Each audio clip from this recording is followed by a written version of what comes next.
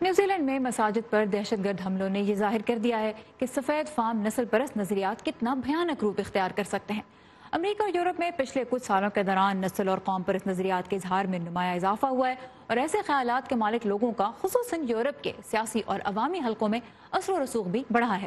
لیکن امریکہ کی بات کرتے ہیں۔ نفرت پہ مبنی جرائم کے خلاف لڑنے والی ایک تنظیم اینٹی ڈیفیمیشن لیگ جو بنیادی طور پہ امریکہ میں یہودیوں کے خلاف تعصب پہ نظر رکھتی ہے، اس کے مطابق 2018 کے دوران امریکہ میں قتل کے کم از کم 50 ایسے واقعات ہوئے جن کے پیچھے سفید فام نسل پرستوں کا ہاتھ تھا۔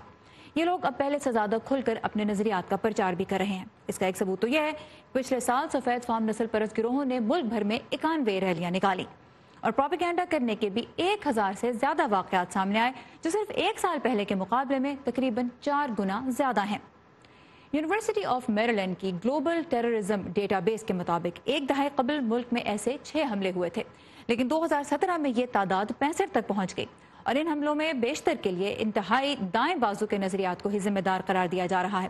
65 میں سے جو 37 واقعات ہوئے ان کے پیچھے دائیں بازو کے انتہا پسند کار فرما تھے، جبکہ 11 حملوں کی وجہ انتہائی بائیں بازو کے نظریات قرار دیے جا سکتے ہیں۔ اسلام کے نام پہ ہونے والے حملوں کی تعداد 7 تھی۔